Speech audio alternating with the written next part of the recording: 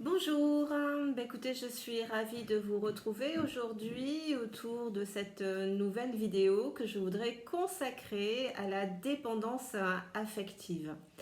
Alors déjà, je voudrais préciser que nous sommes tous dépendants et c'est tout à fait normal et bien heureusement parce qu'on a besoin du lien pour se sentir bien, pour vivre en communauté, pardon, pour vivre, pour partager, pour explorer, pour évoluer, pour échanger. C'est quelque chose de tout à fait normal et ce lien d'attachement, nous en avons besoin. C'est tout à fait sain et équilibré. Seulement, voilà, quand nous portons une profonde blessure d'abandon, une blessure émotionnelle de l'abandon, alors pour faire un petit rappel autour de celle-ci, c'est quand enfant on a vibré un profond manque affectif, quand on a du coup enregistré cette blessure émotionnelle, ben voilà, dans notre petit corps d'enfant, c'était tellement douloureux, tellement inconfortable, tellement désagréable de ressentir ce vide, ce manque, ce rien. Et on n'avait absolument pas les ressources nécessaires pour apprendre à se rassurer là-dedans, à se sentir bien là-dedans quand on était enfant. Voilà, c'était notre croyance absolue, j'ai envie de dire, à savoir que l'amour ne pouvait venir que de l'extérieur et on n'était absolument pas capable de s'apporter cette nourriture affective et rassurante, sécure en nous. Mais seulement, voilà, je le dis souvent en fonction des schémas de vie de nos propres parents, qui souvent eux-mêmes n'ont pas reçu cette nourriture affective, ils n'ont pas toujours su nous la donner non plus, ce qui fait qu'enfant, voilà, on a vraiment vibré ce manque, ce vide à l'intérieur de nous. Et comme c'était douloureux à ressentir, voilà, notre inconscient pour nous adapter, pour nous suradapter en fait à cette réalité, à ce quotidien, il nous a fait adopter, on a commencé à développer en fait ce comportement, à savoir donc la dépendance affective. Voilà, je vais avoir besoin de choses extérieures pour me sentir bien. Voilà, donc notre programme d'origine, si on avait reçu cette nourriture affective dans un juste milieu, ben voilà, on arrive dans le monde d'adulte et puis on a enregistré comme croyance, voilà, je me sens parfaitement bien et entier avec moi-même, complètement sécure, et c'est justement grâce à ça que je vais pouvoir complètement m'affirmer, dire oui quand j'ai envie, dire non quand je n'ai pas envie, euh, écouter, recevoir, accueillir. Par contre, quand quelque chose ne me convient pas ou avec laquelle, enfin oui, je ne suis pas d'accord ou quelque chose de désagréable, bah, j'aurai aucun problème à l'affirmer, voilà. Mais seulement, voilà, quand on a vibré cette blessure émotionnelle de l'abandon, ben en fait, ce programme d'origine, je suis parfaitement capable de me sentir bien et entier avec moi-même, voilà, si j'avais reçu cette nourriture affective dans un juste milieu, bien en fait, je m'en suis complètement détachée. Et le programme que j'ai enregistré par défaut, au contraire, c'est je ne suis pas capable de me sentir bien et entier avec moi-même. Ce qui fait que tout naturellement a découlé ce système de défense qui est la dépendance affective. Donc, eh bien, les deux conséquences directes de cette dépendance affective, ça va être que je vais complètement être coupée de mon élan naturel d'affirmation. Effectivement, je suis tellement dépendante de l'autre, de ce qu'il pense de moi, du qu'en dira-t-on. Encore une fois, je suis incapable de me sentir bien avec moi-même. Donc j'ai vraiment absolument besoin que l'autre me valide.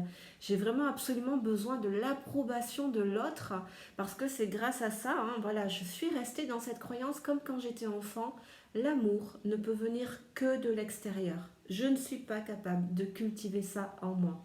Donc automatiquement, je ne vais plus pouvoir m'affirmer.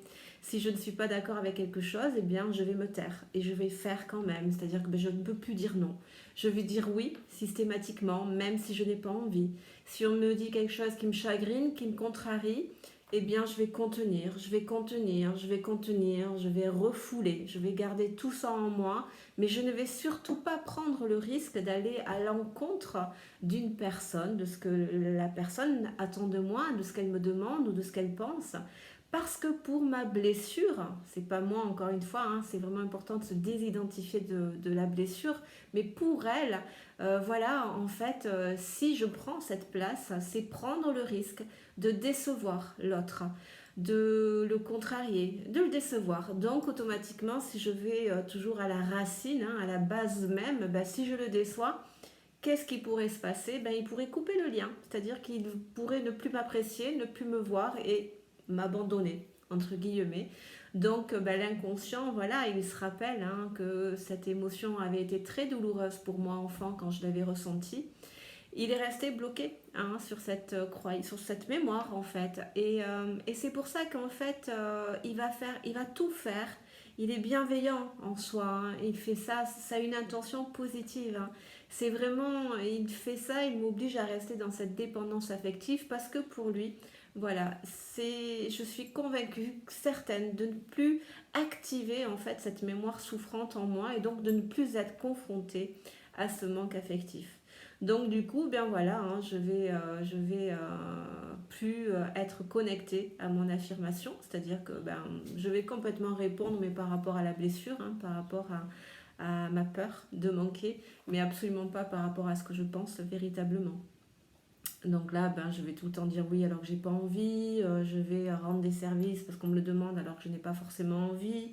Je suis dépendante de la nourriture affective extérieure, je ne suis pas capable de me rassurer seule. Hein. Donc je vais mettre 1000 stratagèmes en place pour recevoir cette nourriture. Je vais donner pour recevoir, je vais plaire pour être aimée, je vais avoir tendance à me victimiser pour susciter l'intérêt, le soutien de l'autre. J'ai enregistré par défaut que je ne suis pas capable tout seul, hein. Donc je suis incapable de prendre une décision tout seul. Je vais systématiquement demander l'avis des autres, plein d'avis que je ne vais pas forcément suivre, mais en tout cas, voilà, j'ai besoin de sentir ce lien d'appartenance avec plein de sources extérieures. Donc voilà, il va y avoir plein de conséquences comme ça autour de cette dépendance affective.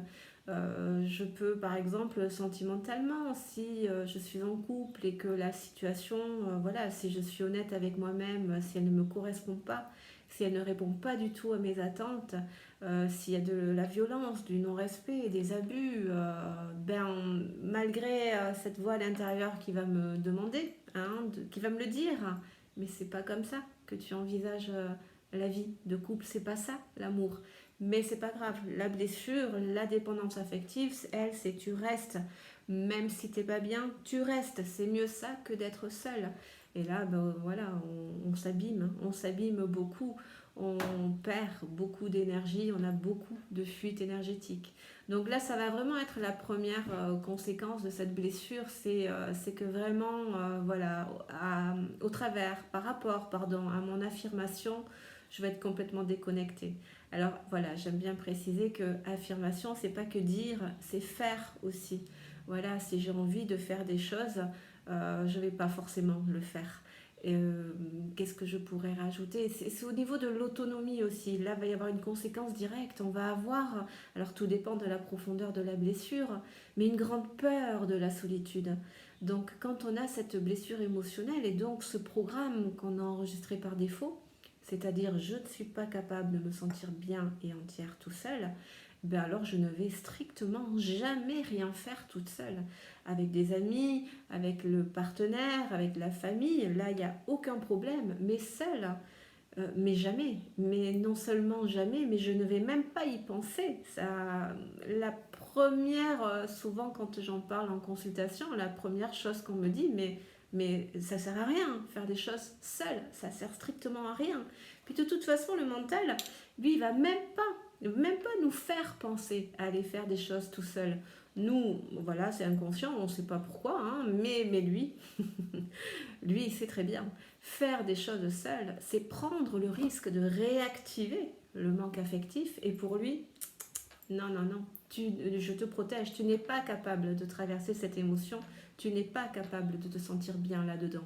Donc c'est pour ça qu'il ne va même pas nous faire penser à aller faire ces choses-là seules. Mais quand on a la blessure, c'est au-delà de ne même pas y penser, mais on ne comprend même pas à quoi ça sert. tellement la blessure est profonde, alors que la vie, c'est quand même déjà d'apprendre à apprécier les choses pour soi-même, par soi-même, en soi-même. La vie, c'est déjà ça. Et ensuite, voilà, on les savoure encore plus avec des amis, avec un partenaire, avec la famille. Mais voilà, il va y avoir un gros problème dans l'autonomie émotionnelle parce qu'on n'est absolument pas autonome. Donc, il y a cette dépendance affective qui va voilà, nous faire fuir ces moments de solitude, mais aussi qui va nous faire subir des situations insupportables, que ce soit dans le domaine sentimental comme familial. Parfois il y a des situations insupportables. Toute notre âme à l'intérieur nous demande, souvent, voilà, non stop, ça suffit, c'est trop toxique. Mais la blessure va nous obliger à rester parce qu'il ne faut absolument pas couper le lien. Ça peut être dans le cadre professionnel aussi, enfin dans tous les domaines. De toute façon, une blessure émotionnelle s'immisce vraiment dans tous les domaines, dans tous les domaines. On n'est absolument pas autonome émotionnellement, donc on va beaucoup subir, beaucoup subir. Donc voilà, aujourd'hui je voulais vous faire cette vidéo parce que je veux vous transmettre des clés concrètes de guérison. Parce que je le dis souvent, c'est vrai que, par exemple, moi, dans ma pratique, je propose des soins énergétiques, mais bon, il y a d'autres démarches aussi. Mais on n'est pas qu'énergie. C'est vraiment très important de bien enregistrer ça. On n'est pas qu'énergie, on n'est pas que subtil, on est matière aussi. Donc, ce sont des actions à poser. Donc, il faut vraiment travailler dans le dur, dans la viande, j'ai envie de dire, dans la cellule, dans le corps, vraiment pour pouvoir travailler profondément à soigner cette blessure émotionnelle. Après, tout dépend de degré. Il y a des personnes, voilà, ça me fait penser à une consultation la semaine dernière il y avait cette blessure de l'abandon et puis, mais la personne me disait, mais non, pas du tout, moi j'ai aucun souci à me sentir bien et entière toute seule, c'est absolument pas un problème ça pour moi. Alors après, je pose la question, d'accord, mais est-ce que c'est véritablement seul? Ou est-ce qu'il y a toujours la télé qui est allumée? Ou est-ce qu'il y a toujours la musique? Ou est-ce qu'il y a toujours un support, en fait, extérieur? Il y a les méditations, ok, c'est super, oui, oui, je médite, ok. Est-ce que ce sont des méditations en pleine conscience? Ou est-ce qu'il y a un support? Est-ce que ce sont des méditations guidées avec des mantras ou des exercices enfin, auquel cas, alors certes, hein, c'est déjà très bien parce qu'effectivement, c'est un bel indicateur d'évolution en quoi la blessure émotionnelle est quand même bien soignée et qu'on a développé déjà bien d'autonomie émotionnelle. Mais si on veut travailler dans la profondeur de la blessure, bah là, dans ces situations que je viens de décrire, on a quand même si on est dans ces moments de solitude, c'est déjà très bien, mais on a encore quand même besoin de support extérieur pour se sentir bien. Parce que quand je pose la question, ok, donc quand on pose les livres, quand on éteint la musique, quand on éteint la télé, quand on pose les cigarettes, qu'est-ce qui se passe? Qu'est-ce qui se passe dans le corps? Quand on s'assoit, qu'on ne fait rien, parce que voilà, avec cette blessure, il faut toujours être aussi dans l'action quand même. Il faut être occupé par quelque chose pour ne pas être confronté à ce vide qui pourrait s'activer en soi. Donc voilà, quand je pose la question, qu'est-ce qui se passe? Qu'est-ce qui se passerait en vous si voilà, vous coupiez tout ça? Bon ben là, très souvent la réponse est ah ben je sais pas, je ne le fais jamais. Bon là c'est un bel indicateur, c'est pourquoi on ne le fait jamais. Hein. Notre inconscient, lui, il le sait pertinemment. C'est parce que face au vide complet, au silence complet, au rien du tout, je n'apporte rien de l'extérieur, je suis seule avec moi-même. Bah là, ça veut dire que ça serait compliqué, donc notre inconscient fait en sorte qu'on n'y soit pas confronté. Mais bon, c'est quand même déjà très très bien d'en être arrivé là, parce que effectivement, c'est très révélateur ce en quoi voilà, l'autonomie émotionnelle est quand même déjà bien travaillée, qu'elle a bien évolué, qu'on a déjà bien gagné en structure, donc c'est bien, c'est déjà bien. En tout cas, pour la blessure émotionnelle de l'abandon en général, pour la dépendance affective, il y a 3 clés.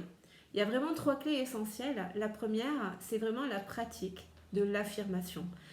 À chaque fois que je dis oui alors que je n'ai pas envie, à chaque fois que j'aimerais pouvoir exprimer quelque chose, mais que je ne le fais pas, à chaque fois que j'aimerais faire une activité, mais que je ne le fais pas. Je suis en flagrant délit d'abandon de moi-même, de rejet de moi-même, de trahison de moi-même, d'injustice, hein, parce que je m'impose des choses qui ne me conviennent pas, et donc je me dévalorise. Hein. La vie de l'autre est plus importante que le mien. J'accorde plus d'importance à l'autre, mais pas à moi. Donc dans toutes ces situations-là, je suis vraiment en flagrant délit d'abandon de moi-même, de toutes les blessures en fait. Hein. Donc il faut vraiment avoir conscience que dans mon quotidien, sans m'en rendre compte, je crée tous les jours des nouvelles mémoires autour de mes blessures émotionnelles. Et c'est pour ça que très souvent, on tourne en rond.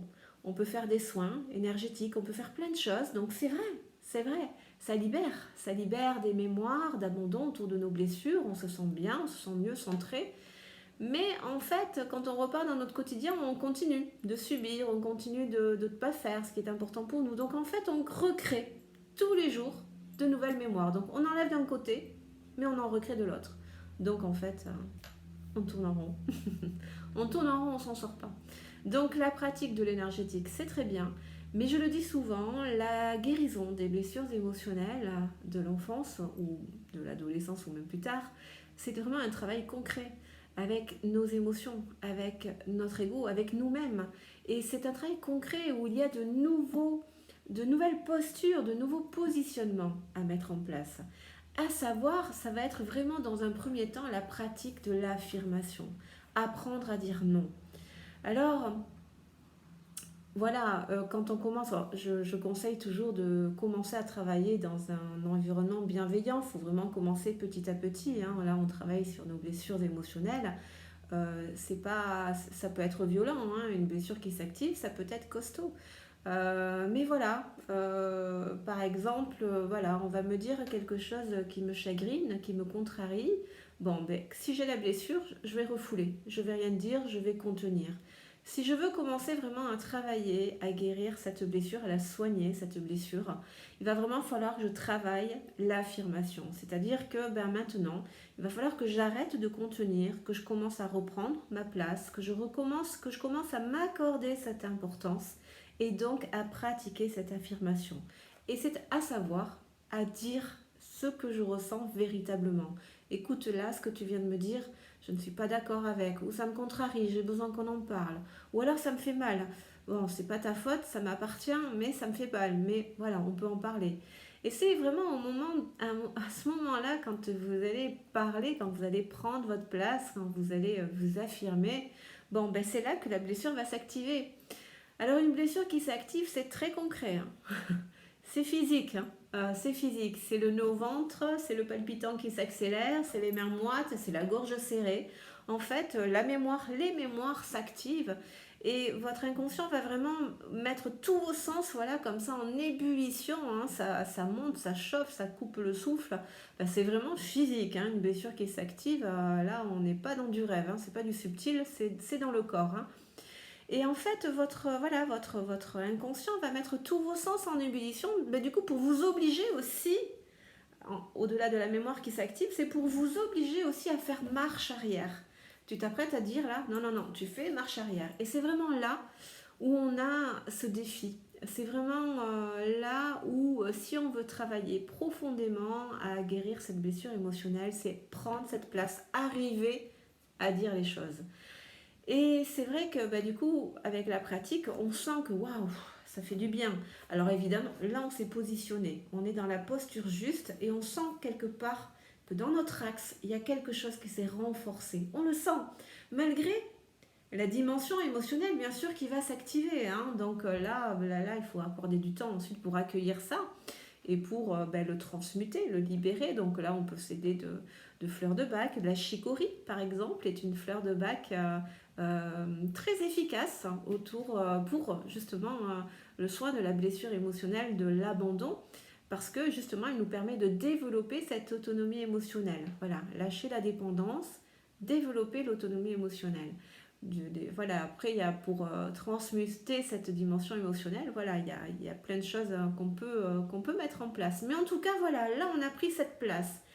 Et waouh, ça fait du bien. Je suis sûre que vous l'avez déjà vécu quelquefois.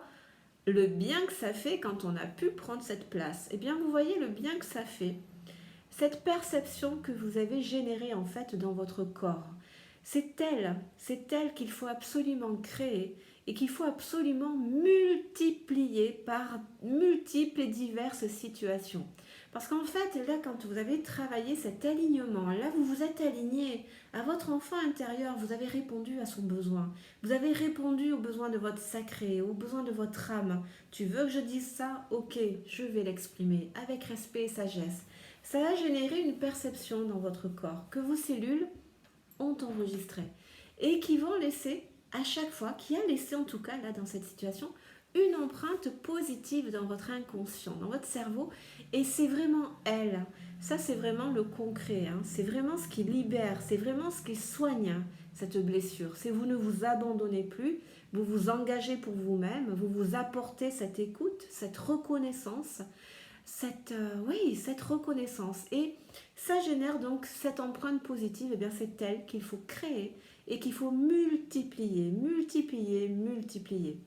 Et vous allez vous rendre compte dans cette pratique qu'en fait, quand vous allez vous positionner à dire non ou à dire ce que vous pensez vraiment, en fait, vous allez vous rendre compte que tiens, la blessure, elle s'active toujours, mais c'est moins fort. Voilà, elle a moins d'emprise. Ben ça, c'est un très bel indicateur d'évolution.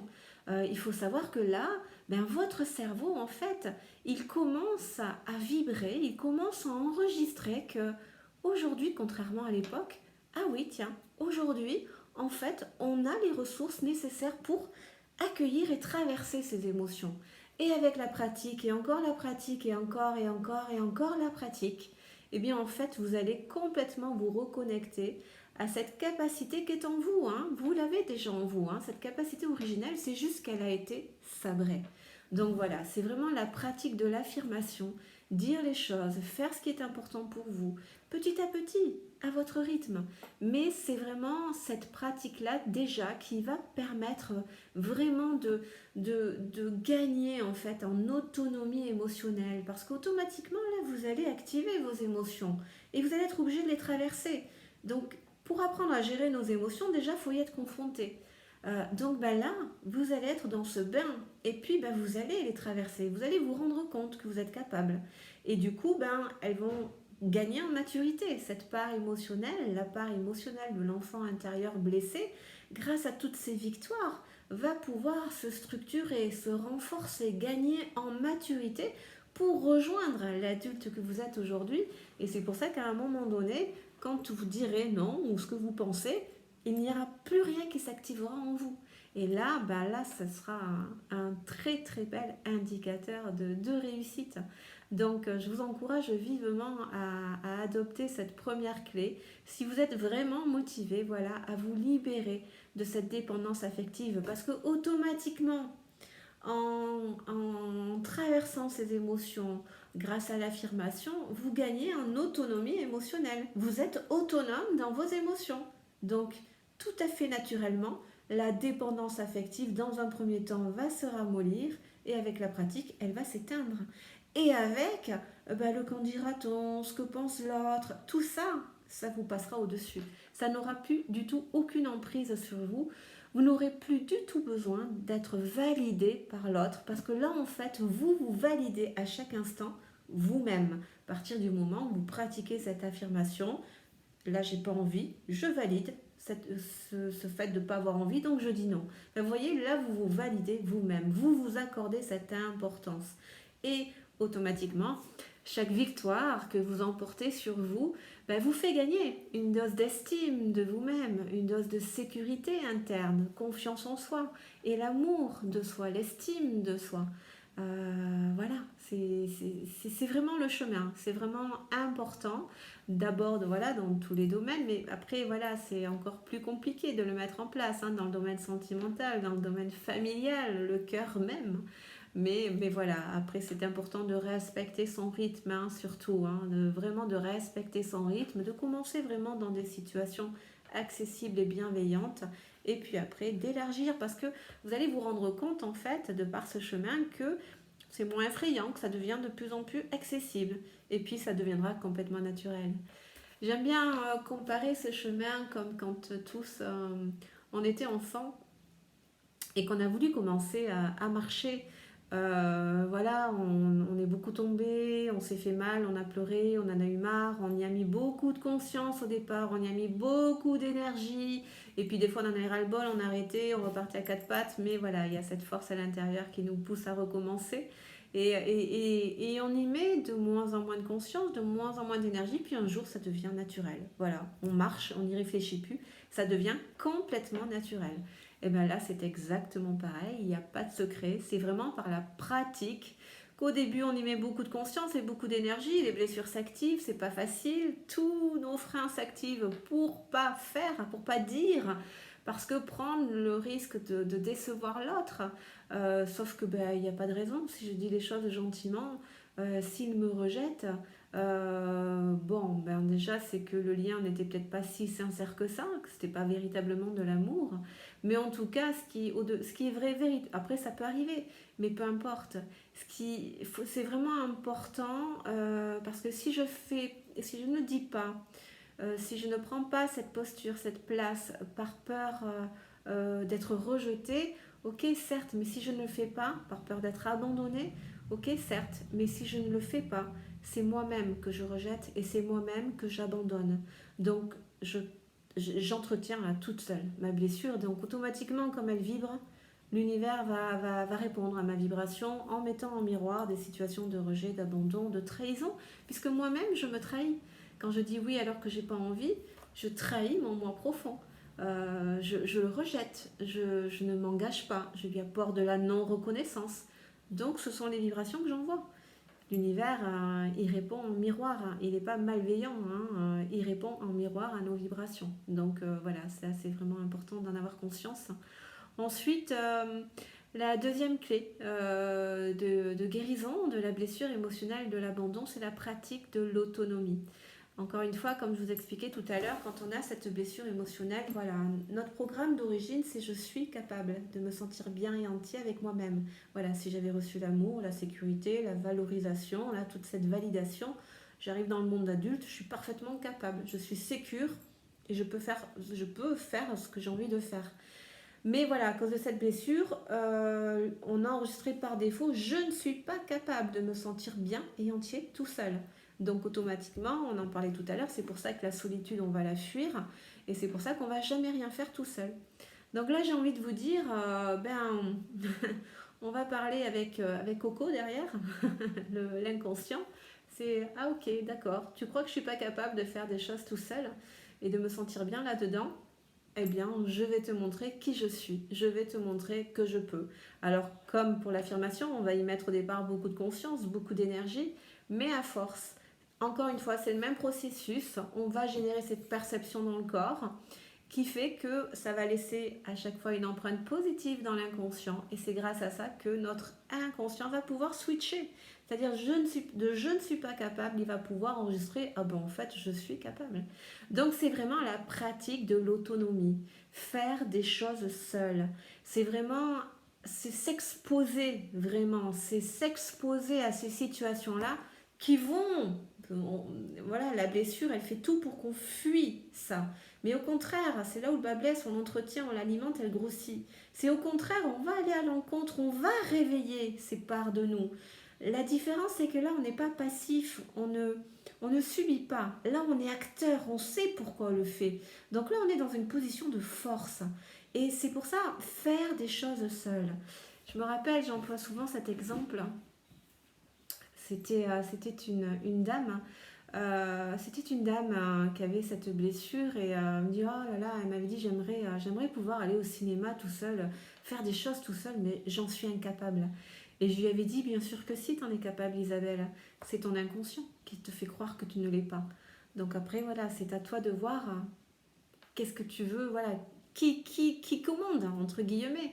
Donc je lui avais conseillé vivement, si tu veux vraiment travailler dans la libération de cette blessure, eh ben va au cinéma toute seule. Qu'est-ce qui pourrait nous arriver de pire si on le faisait? Rien, on y va. Et du coup, c'est l'exposition vraiment à ces situations qui vont faire que nos mémoires autour de cette blessure émotionnelle vont s'activer. Mais justement, on va les traverser. Et donc, je lui avais dit, hein, quand tu vas y aller, voilà, hein, tes mémoires vont s'activer, tes sens vont être en ébullition, et puis ton cerveau, ton inconscient, hein, va te sommer de partir de là, de rentrer chez toi. Et si tu veux vraiment travailler à libérer cette blessure, non, vas-y, persiste, va jusqu'au bout. Montre-lui que tu es capable de traverser ses émotions. Et effectivement, donc elle avait été, c'était super. Elle s'était exposée à cette peur.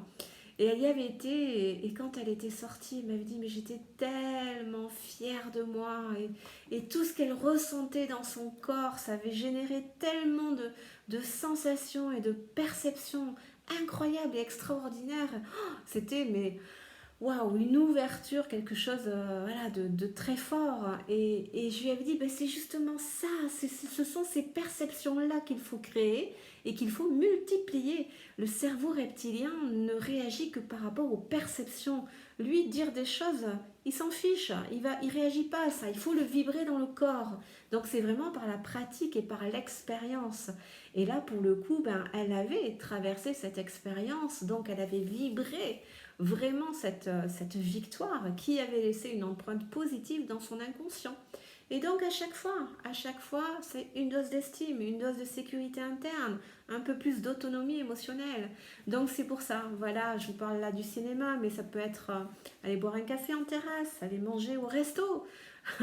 Moi je me rappelle quand je travaillais sur cette blessure, je me lançais plein de défis, hein. C'est quelque chose que vous pouvez faire. Vous prenez un papier, un stylo, vous marquez plein de défis, plein de choses à faire tout seul, en mettant bien évidemment au début les plus faciles, enfin les plus faciles, les plus accessibles et les plus compliqués en bas. Mais vous verrez que quand vous arriverez en bas, vous aurez déjà vibré tellement de victoires que ça vous paraîtra beaucoup moins effrayant. Mais effectivement, moi je m'étais dit, ah là là, je vais travailler plus profondément, je vais aller au resto toute seule. Je me rappelle, j'étais partie à la chambre d'amour en Anglette, j'étais assise sur ce rebord-là face à la mer. Pour ceux qui habitent le coin, vous voyez de quoi je parle. Et derrière, là, il y a toute il y a toute la traînée de restaurants. Et je m'étais motivée, voilà, je me préparais. Et je sentais voilà, ma blessure qui s'activait, mes mémoires qui s'activaient, mes émotions. Donc je l'ai rassurée, j'ai dit non mais vous inquiétez pas, on va y arriver, je vais vous montrer que je suis capable, je vais vous montrer que vous pouvez compter sur moi. Et j'y allais, et j'y suis allée une première fois, alors oui, je m'étais mise dans un coin pour que personne ne me voie. Parce que c'est vrai que quand on a cette blessure de l'abandon, oh là là, mais qu'est-ce qu'ils vont penser les autres, que je suis tout seul, que personne ne veut de moi, enfin... Ça, c'est la projection de notre blessure, hein, parce que ça aussi, je me rappelle, quand je me promenais, que je voyais des gens tout seuls, oh là là, le pauvre, il est tout seul. Puis en fait, après, j'avais compris que je projetais ma blessure sur lui, alors que lui, il paraissait très très bien et très à l'aise. Hein. Mais bon, voilà, on fait des projections, de toute façon, des transferts sur les autres. Hein. Mais là, pour revenir au resto, en tout cas, voilà, la première fois que j'avais été, j'avais pris une salade, c'était à l'Indigo, hein. Une salade de chèvre chaud, pour vous dire, je me rappelle. Et je l'avais mangé, j'ai pas pris de dessert et rien, j'étais partie vite fait, mais déjà c'était une immense victoire, j'étais tellement contente. Et puis ben voilà, j'y retournais, et puis à la fin, je me rappelle, j'étais au milieu de tout le monde, toute seule, et alors là, complètement à l'aise. Et enfin voilà, on déconditionne, on a appris des choses par défaut. Donc maintenant, il faut désapprendre pour réapprendre. Et pour désapprendre, ben voilà, c'est important de se confronter à ces situations-là, en fait, tout simplement pour faire comprendre à, à notre inconscient qu'aujourd'hui, on a les capacités, on a les ressources pour traverser nos émotions. Il avait raison, enfant, on ne les avait pas, mais aujourd'hui, on les a. Alors, on le sait en conscience, mais on ne le sait pas dans le corps. C'est pour ça qu'on peut mentaliser beaucoup de choses, mais pour autant, on ne l'incarne pas. Mais c'est parce qu'en fait, il faut l'expérimenter pour que vraiment le corps, la cellule puisse l'enregistrer aussi. Et alors là, le mental et le corps s'alignent. Donc voilà, c'est vraiment la pratique de l'autonomie, faire des choses seul. Ah, j'adorerais prendre des cours de danse, ah, mais non, je peux pas. Bah, je suis encore en flagrant délit d'abandon de moi-même là aussi, donc non, j'y vais. Encore une fois, c'est au départ que ça va être difficile, mais avec la pratique, on commence à ressentir que, tiens, on commence à apprécier notre présence en fait. on commence à se sentir mieux avec soi-même. Et ça, ce sont des indicateurs, ce sont des révélateurs en nous. Ça veut dire que notre autonomie émotionnelle est en train de grandir, elle est en train de se structurer, de se renforcer. Donc on gagne confiance en soi. Et puis on se rend compte que ben, pour le coup, ça devient beaucoup plus facile de s'affirmer, de dire les choses. Et puis automatiquement, ben là, ça travaille vraiment profondément à l'harmonisation de nos chakras. Donc on se connecte de plus en plus à notre créativité, à ce qu'on a envie. Enfin, on s'harmonise là, on s'harmonise profondément. Et au quotidien, tous les jours. Donc quand on dit que tout est en nous, c'est pas une phrase comme ça à la mode, hein, c'est vraiment le cas, tout est en nous. Mais encore, voilà, parfois, il faut avoir cette conscience. Voilà, moi, je me rappelle à l'époque, mais j'étais tellement convaincue que j'étais née comme ça, hyper contrôlante, perfectionniste, enfin, dans mes blessures. J'étais convaincue d'être née comme ça. Et je me rappelle quand j'avais réalisé que, ah là là, mais non, mais tout ça, ce sont des comportements que j'ai mis en place. Et là, je me rappelle que j'avais vu une prise de conscience, mais waouh, ça m'avait créé un feu d'artifice en moi, quelque chose d'incroyable. Bon, ça a duré que quelques heures parce qu'après, en fait, j'étais morte de trouille. Après, je me rappelle, ça avait été un moment fort dans mon propre chemin à moi, dans mon chemin personnel. Après, j'avais eu très très peur. Parce qu'en fait, la question que je m'étais posée, c'était mais punaise, mais si j'enlève tout ça, mais qui je suis? C'était mais qui je suis? Et ça avait été quelque chose de terrifiant en fait pour moi. Et j'étais pendant une semaine, j'étais avec cette question, mais qui je suis si j'enlève tout ça? C'était et j'avais ouais, ça me faisait vraiment très peur. Mais en même temps poussé par cette force intérieure et voilà, il ne faut pas avoir peur. Derrière, justement, on n'est qu'amour, on est lumière, on est un être de lumière, on est la paix, on est le bonheur, on est l'amour, on est la joie, on est le sourire, enfin voilà, on est la liberté d'être, on est cette liberté intérieure, tout simplement, et libre d'être, libre d'être. Donc voilà, faut pas avoir peur. C'est magique derrière. Donc je vous encourage vivement à pratiquer ces deux clés. Mais je ne vais pas oublier de vous transmettre la troisième, qui est essentielle et qui est très importante. C'est la persévérance. Voilà, parce on peut entamer ce travail et puis après, voilà, un peu baisser les bras et repartir en arrière. Donc ça, voilà, c'est vraiment une clé qui est essentielle. C'est la persévérance. Voilà.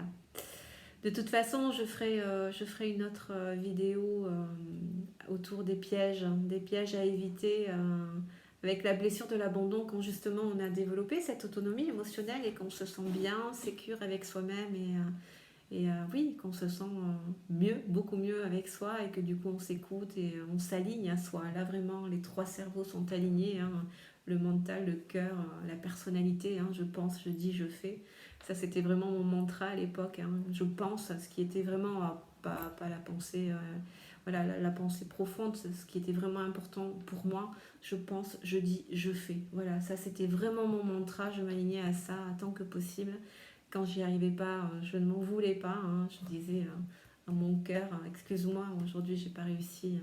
Mon enfant intérieur, mais t'inquiète pas, je recommencerai. Mais oui, la persévérance. Et puis oui, donc je vous ferai cette vidéo pour évoquer les pièges à éviter quand on a fait ce travail et des risques. On est testé, hein. Vous avez dû vous en rendre compte. On est sans cesse testé, mais en même temps, l'univers, encore une fois, ne fait que répondre à notre vibration, hein. C'est notre âme qui émet des infos, l'univers y répond, hein. Donc au-delà de tout, c'est notre âme qui, voilà, elle s'est incarnée pour travailler, pour libérer des choses, pour expérimenter les émotions, la dualité, et pour retrouver voilà, l'amour et la paix en elle, en nous, l'acceptation et voilà, le détachement. Pas du lien, le détachement de nos attentes, hein, c'est important de le préciser. Donc voilà, je vous ferai cette vidéo incessamment sous peu. Ben écoutez, je crois que, enfin il y aurait toujours plein de choses à dire, mais en tout cas là je pense que c'est bon pour aujourd'hui. Donc je suis très heureuse de vous transmettre cette vidéo. La dépendance affective, c'est vraiment quelque chose de lourd. Il y a cette insécurité avec et qui a un impact sur toute notre vie, sur toute notre façon d'être et de faire. Donc moi je vous encourage vivement, on peut soigner cette blessure, on peut s'en libérer et ne plus souffrir de cette blessure émotionnelle. Évidemment, quand on aura des deuils, des séparations, des ruptures, on sera triste, hein, mais ça fait partie des émotions saines, innées. Hein. C'est pas parce que j'ai été abandonnée ou je suis dans une rupture. Voilà, si j'ai bien fait ce travail, si je me suis bien libérée, si j'ai bien développé cette autonomie, voilà, que je suis dans cette autonomie émotionnelle et plus dans la dépendance affective excessive. C'est pas pour ça que quand il y aura un deuil ou une rupture, ou je ne vais pas pleurer. Hein. C'est voilà, on est fait d'émotions. Les émotions sont saines, innées, celles-ci. Hein. Donc voilà, c'est pas parce que je vais vivre ça que pouf, ça veut dire que ma blessure est encore là. C'est tout à fait normal d'être triste après une perte. D'accord?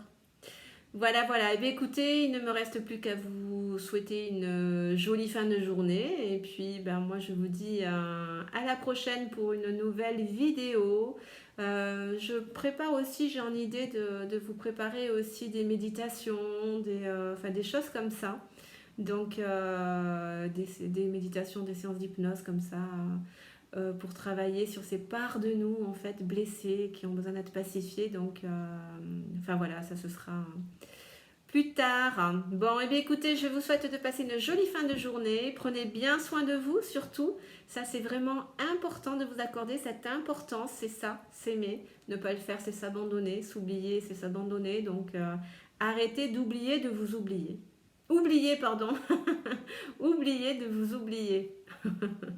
Et je vous embrasse et puis je vous dis à la prochaine fois pour une autre vidéo. Je vous embrasse. Au revoir.